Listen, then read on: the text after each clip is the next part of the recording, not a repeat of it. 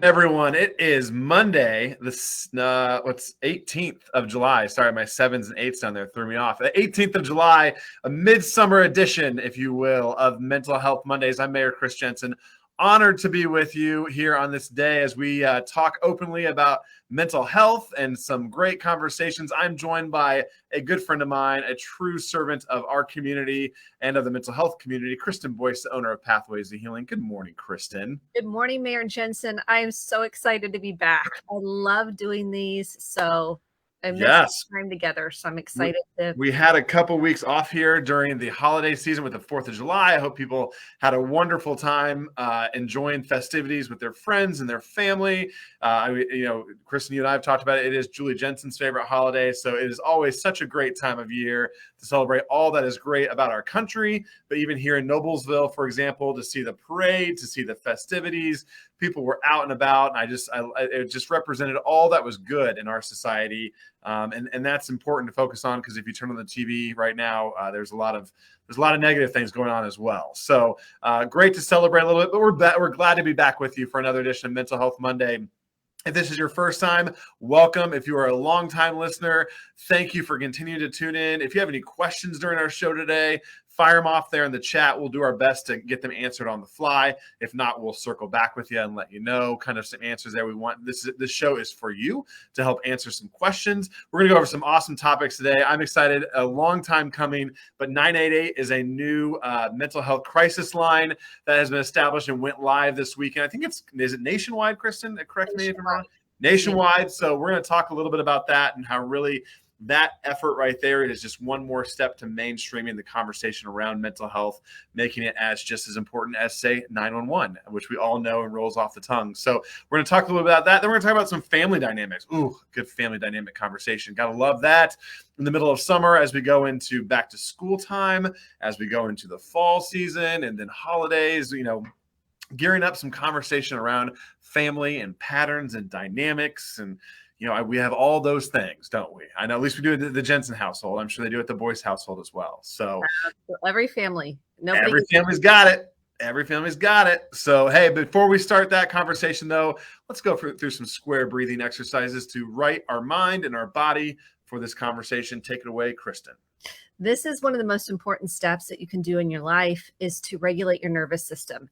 And the reason why we start with this is because this is a foundation to handle any emotions that come up. If you get activated by something in this conversation or in the days to come back to the breath to help recenter you, get you back to grounding, and have you less reactive, so we can respond rather than react. So first thing we do is push into our feet. This is important because we're kind of centering our nervous system. We're going to inhale through our nose for 4. We're going to hold for 4, and then we're going to slowly release out our mouths for 8, like you're cooling soup or cooling a cookie. I recommend doing this 4 to 5 times, in more if you need it, an hour. So when you do feel activated, you'll remember what to do. And I even have a Post-it note on my mirror that says breathe. So my brain can kind of cue my brain to remember, because in the heat of the moment, guess what? This gets hard to do. So I'm making it sound real easy right now. That's why I invite you to practice this. This becomes a practice. So let's do a couple of breaths together. We'll do 2 breaths. Center into your feet. And if you're standing, you can press into your feet. Deep inhale through your nose. Hold. And release.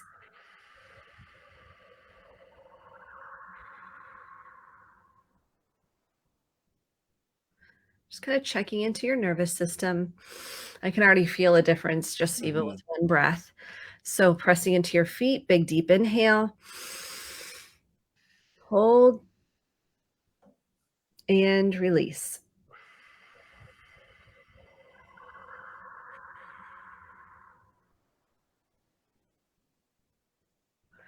Something I have to tell myself often, when instead of giving a response to one of my kids or my husband, I just tell myself, just don't say anything, just breathe. Don't say anything. And it might be 20 times I'm saying that, just breathe, till I can get my prefrontal cortex, that CEO of the brain, back online, my rational thought, and then respond. Again, I'm making it sound easy. It's a practice. Yeah, and as with everything that we do, it's a lot easier said than done. So keep practicing, as you said. Keep working on that breath. It sounds so simple, but it can be tricky. Pick a time of day, or maybe somewhere where that you're at throughout the day. I tell you all the time, I do it in the car.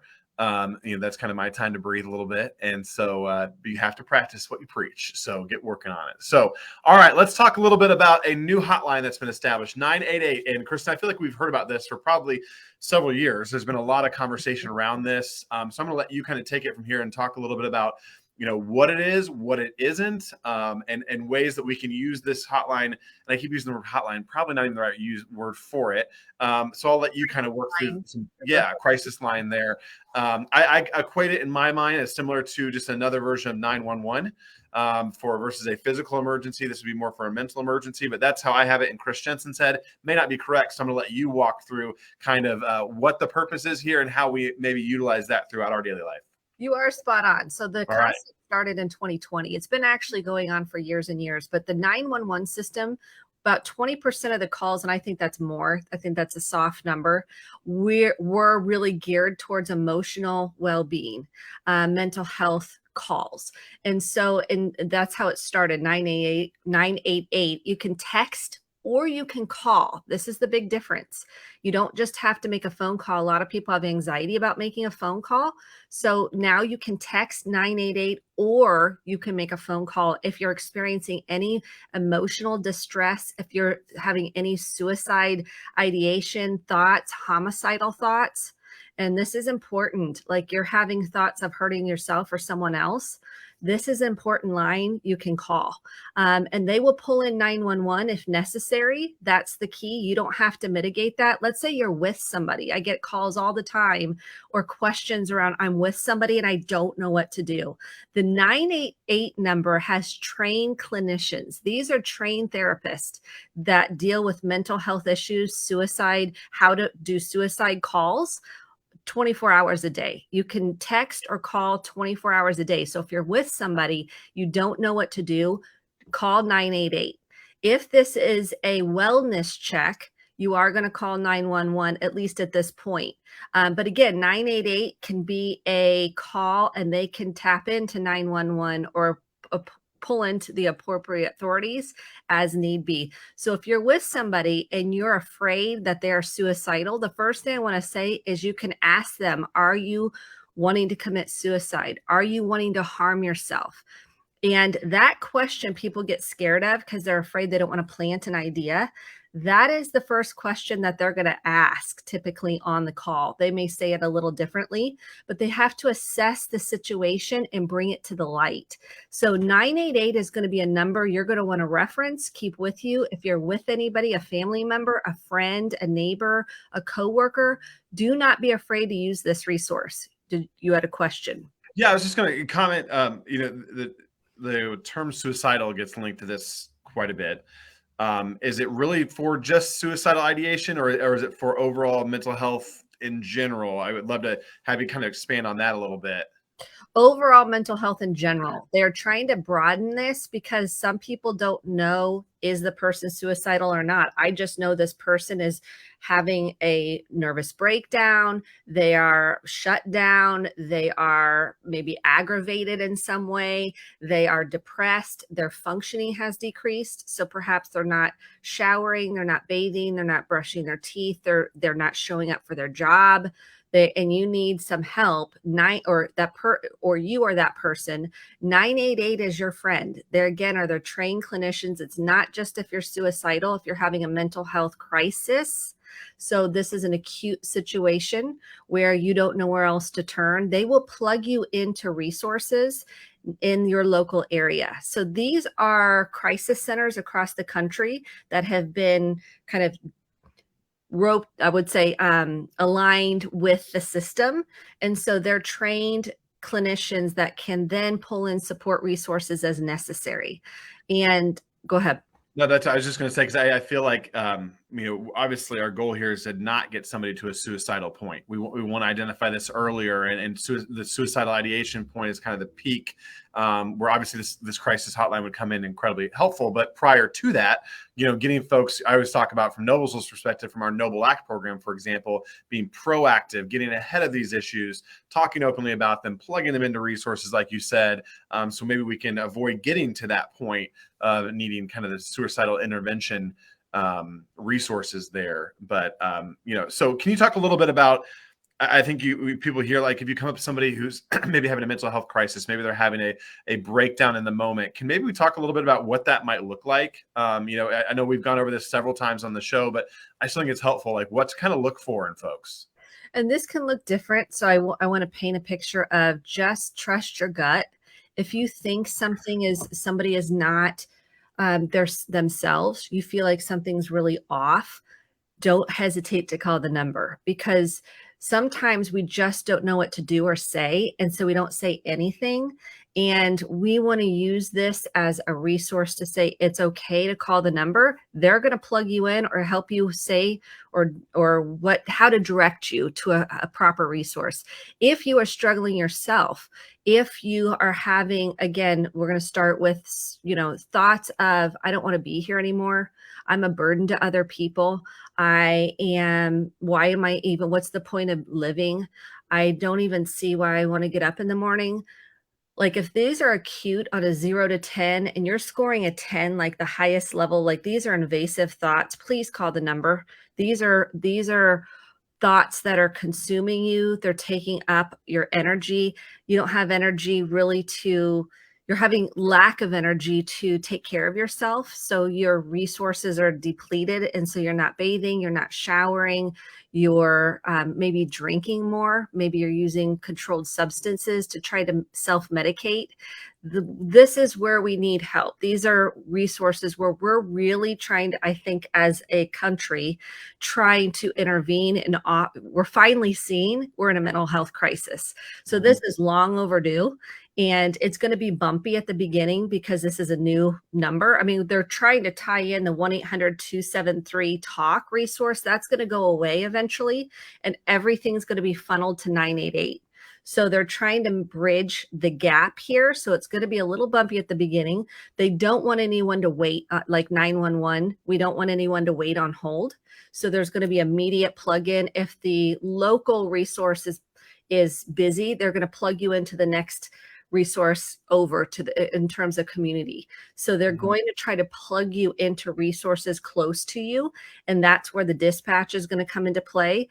And so if someone is like, their affect is flat, they're just flat, they don't have lots of emotion, they're just kind of non-responsive, they're just not really answering you, or they're extremely dysregulated and they can't seem to move past it. They're crying, all the time. I mean, we all cry and we know that's important. Right. Part of emotion. But if we're really we're looking at functioning level. And if we're not able to take care of our children, if we're not able to pay our bills, like our functioning is gone, or if we're using, like I said, substances to try to manage it, if we are really not taking care of ourselves, our hygiene decreases, our sleep is disrupted significantly, we need some help. We need to get plugged into some resources. And that is what the 988 number is for. We're trying to resource folks that need the help. If there's a crisis, this is the number to call too. If someone has cut themselves, harmed themselves in any way, or wants to harm themselves, if you want to harm yourself with any way, shape, or form, please call the 988 number or text them. So this is really revolutionary in terms of, we've had 911 for as long as we can remember. I don't even know when 911 was established. So now that we have 988, we now have this resource to really help get resources where they need to be for folks. Well, I think one of the most important things you said too is that 988 is going to seamlessly integrate with 911. So if you are in a mental health crisis that involves a medical emergency as well, 988 is a perfect starting point because they will get you looped into 911 and the same resources. So it's important to know. Yeah. And if it is a medical emergency, life or death, of course, 911 is the number you'll want to call. And So it's going to be kind of we're going to see how this goes. I mean, this Dance a little bit. Yeah, anytime we make a transition, we learn and then we make the system better. So there are trained resources. This is what I love. They're clinicians that deal with this day and night. And Awesome. that is the differentiating factor. This is what we're trained to do. Yep. I love it. Well, it's exciting. Congratulations to everyone across the world and country who's been working on this, because it's been a heavy lift and it's an exciting resource. So we'll touch on 988 probably every week for the next several when we have our calls here to just remind folks that it's available. But I want to turn our attention a little bit. Kristen gave me a great list of ideas to talk about today, all involving family dynamics. And I thought that was important. We'll probably continue this conversation into 2 weeks from now as well, because the summertime is a great time to spend time with your family. Doesn't everybody say that? Go spend time with your family. We all know, though, that that's not always the easiest thing. There are always family dynamics at play. So we're going to talk a little bit about, you want to start, Kristen, with the 5 family dynamics not to repeat. Maybe that might be a good starting point for us. I can tell you the Jenson family is going on their annual summer vacation on Thursday down to Lake Monroe, and everyone's coming down there. So I'm sure there's some great family dynamics that will be at play. I love my family, but there's always dynamics to work through, as with every family. So let's talk a little bit about family dynamics not to repeat. Okay, here's a couple of things just to kind of set the framework for this. This is not to blame or shame anybody, no family system or nobody in the family system. So that prevents us from really taking a deeper look if we feel like we're blaming somebody or blaming someone in the family. So that's not the idea of this. This is just to go, oh, I didn't know. Or maybe you did know and you're like, I want to break that cycle. And I came up with such a list that we could go on beyond the 5. So these are dynamics that will impact you generationally. So these have been passed down among the generations.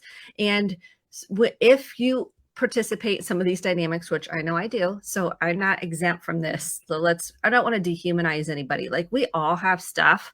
And when we are willing to take a look at it and be self-aware, that's when we can make a change. So let's jump in. Okay, the first one is triangulation. What is triangulation? It's if you're in a family dynamic and you start talking about, let's say it's between, let's say you and your mom. We're just going to use this as an example. You and your mom are having a disagreement, and then you pull in dad into the disagreement.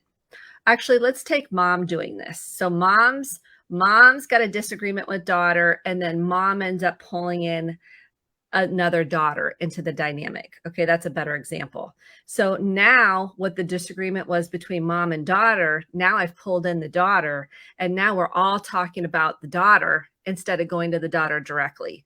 So triangulation happens. That's when you pull a third party in the mix, when the dynamic is really between 2 people.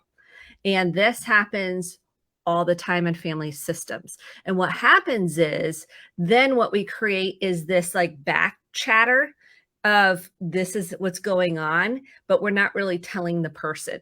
And so we'll see this a lot in addictive families because we don't know what to do to help the person. So we're talking over here, but we're not really talking to the person that has the addiction because they're not responsive or receptive.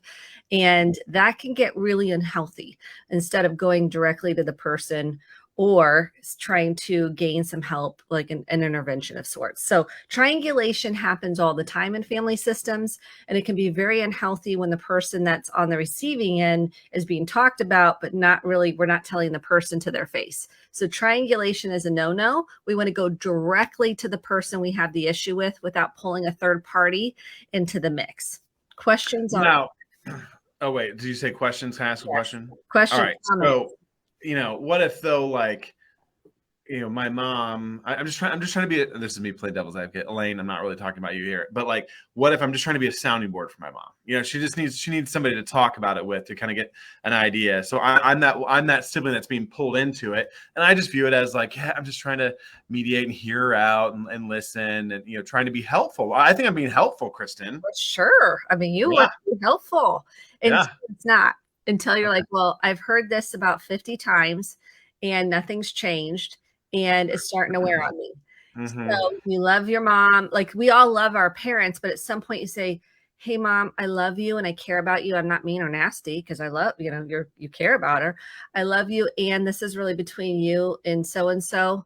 and I know you feel powerless over it. And sometimes we need to go, there's other options that, a therapist, a 12-step program, I'm making this up, a support group, because what happens is that starts to wear on your relationship over time. Like you love her and you want to be helpful. And I know we're using this dynamic just. Yeah, this is totally hypothetical for the record. Exactly. Poor Elaine sitting at home and like wondering, no. But in true reality is I empower people to say, I love you. And I really encourage you to, I'm giving you options. So it would be fill in the blank, go talk to somebody, go talk to that person, go to a therapist, go to a 12-step. And because I'm not sure I'm that much help in this situation. That makes sense. Okay. Yeah. All right. And it's so hard. You're trying to be helpful, but you're not really helping. You're enabling. No. Yep. There's a fine line here. And triangulation usually runs generationally. So, and we'll see, all families will do this, by the way. This isn't just some families. All families get into triangulation dynamic. It's how much is that embedded into how we function. And we'll see this a lot in systems that don't talk directly to each other. It's kind of passive aggressive. It's backhanded. It's underneath the terrain instead of being direct about situations. Okay. So that's one. Let's go into boundaries. Number 2. So some systems have too rigid of boundaries and some have no boundaries at all. So this is the second dynamic that really has to be addressed. What were boundaries look like in your system? What's a boundary? A boundary is what's okay, what's not okay. Are you allowed to say what's okay with you and what's not okay with you? Or are you not allowed to say what's okay and what's not okay with you, especially as an adult where you feel guilty? You feel like you're being a bad person if you don't listen, or if you say something like, hey, I love you and this is between you and my sister, and I really am not going to be helpful. I really encourage you to talk to her. And so that would be a boundary. And typically, if boundaries weren't allowed, families don't like boundaries. It feels like now the other person feels like they're being picked on, they're being attacked, they're doing something wrong. Their shame gets activated, meaning they feel like they're a bad person or they're doing something wrong. And it will prevent you from having boundaries because you'll feel too guilty. You'll feel too bad. And boundaries are essential to healthy family system. Now, if you have too rigid of boundaries, that's controlling. And that is also unhealthy because you can't control adult children. This is what people have such hard time with. You can't control. I mean, there's different circumstances where you might have to be more involved. That's different than controlling. So we have to look at, do you have rigid or do you have diffuse boundaries? What do your boundaries look like? And what has your family system boundaries been? Were you allowed to, say, hey, I'd love to come to the event and I can't? Or are you going to get shamed for not coming? Are you going to get like, well, everybody else is coming and why can't you come? And you're going to feel guilted into something that you really don't feel comfortable doing. So isn't there a book on boundaries? There's lots of books on boundaries. I have a book entitled Boundaries. It is Dr. Cloud and Townsend. Yeah, that's a classic. It's been around for a long time. And they really kind of pioneered the whole boundaries. And so did Dr. John Bradshaw. He wrote the book Homecoming and Healing the Shame That Binds You. And it talks a lot about family systems and boundaries. So if you're looking at some good resources, Dr. John Bradshaw, he's no longer alive, but I recommend those to clients all the time. Great. Boundaries are huge. Okay. Number 3, lack of individuation and separation. Okay. What does this even mean? A lot of Asians. Yeah.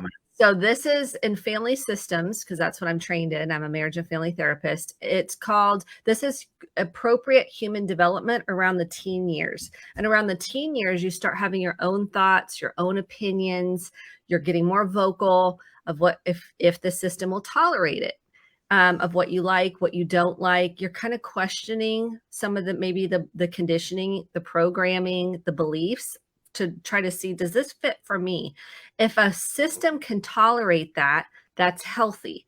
It's healthy to question things. It's healthy to go, does this, what does this mean? And why do we believe this? And how do I feel about it? What does this bring up for me, ask questions about things. That's healthy to be able to question things. Some families feel threatened by that. It feels like you're going to now go off the deep end, and that's scary to people. They're like, oh, I'm scared for you to question us, and you should respect us, and you should never question us. And that's not healthy. Healthy human development says that is appropriate and necessary for them to question things so they have an integration of who they are, what they believe, how they feel, and that takes place over time. So towards the teen years, early 20s, you're starting to kind of separate, and you'll see that when kids go off to college, they're starting to separate. They're starting to make their own decisions. They're starting to really rumble through that. And if you do not get to do that, you will have what's called arrested development. So I'll have some people in my office that really feel emotionally 12, and they'll say, I feel like I'm a teenager, but they look like they're 50 or 60, but they never got to have their own thoughts and feelings. So they went from their parents and they got married right away, or they went from one system, which was their family system, to another system that kind of looked the same, and they never got to explore who they really were. They never got to question things. So individuation, it's called differentiation. And you'll see this play out in marriages where if one person feels threatened by someone having a different opinion, that doesn't typically go well in a marriage system, and they don't know how to navigate that. That feels threatening. If we've had a secure sense of self, we can go, okay, let's talk about it. Let's work through it. Let's process it, rather than it being right, wrong, good, bad, and rigid thoughts. Yep. So differentiation is important. That's complex right there. That having those differences of opinions, I can tell you, in any marriage or any relationship, it's difficult to work through that. So, but important. A whole session for us to just yes, it can be. Can be. All right, we have like 3 minutes left. You got 2 more to go, I think. Oh yeah, well we might not get to all of them. Okay, shaming. How many systems use shame as a way to control? Like the shame says you're not good enough. Like that's not, you're bad. You're defective. Something's wrong with you. And it can be like, it could even be the tone I take. Like, why would you do that? You feel the shame? Like that is a wrong choice. And shame is a big part of family systems. That's a whole nother conversation. We're going to need. I think at some point in time, we can put a pin in that, but I think important at some point we should talk about what shame looks like. To your point, it's not just telling somebody they're not good enough. It maybe is how we talk to our kids or our spouse. Because I think that's really important. I think as a parent, I'm like, I would never tell my kid they're not good enough, but I've told my kid like, well, that's stupid. Why would you do that? You know, I'm pretty sure I've done that probably this weekend. So, you know, talking about what that looks like would be helpful. Oh, and my look on my face, and they'll go, why are you, and see, I've taught my kids what shame is, and like, you're shaming me. And I'm like, oh, this is coming to bite me. Yeah.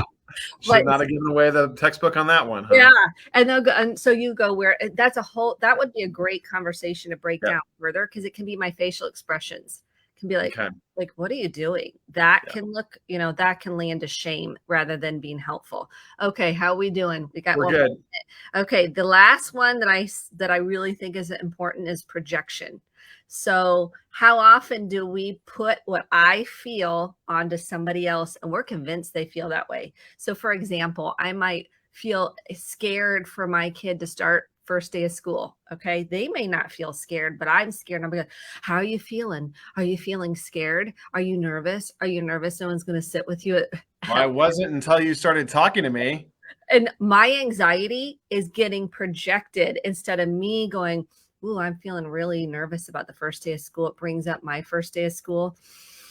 Let me take some breaths. I might need to like journal about that. I might need to process with a therapist. I might need to do my own work around it. So I'm not putting that anxiety onto my kid. We do this all the time. Or in sports, if we really wanted to do well in sports or theater or band, I'm making it, whatever it was, and we never felt good enough, then we can put that pressure on our kid and be like, well, what could you have done better? What do you know? And that's called projection, where I want my kid to do so well because then I feel secure. It doesn't bring up my fear and my shame. So projection can play out in such subtle ways, and it can play out in bigger ways. And that's a huge one that I think we're going to probably need to dive into these a little bit deeper, but that gives you a high level overview.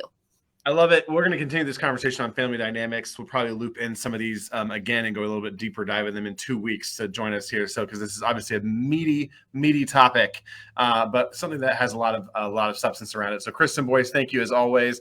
Again, 988 is the number to go to. Kristen, anything else? Any other resources that people need to know about before we leave here today? We have Prevail here locally. If you're going through any kind of domestic emotional abuse, please get in contact with Prevail. And then there's a resource page on the City of Noblesville website. Yep. So if you need resources, there's a whole list of resources that can be helpful in whatever area you might need help in terms of mental health. That's awesome. Well, again, Kristen Boice, thank you as always for donating your time here this morning to walk us through this conversation. We'll continue the conversation around family dynamics in 2 weeks. In the meantime, stay safe, Noblesville. And again, Kristen, thank you so much. Thank you so much.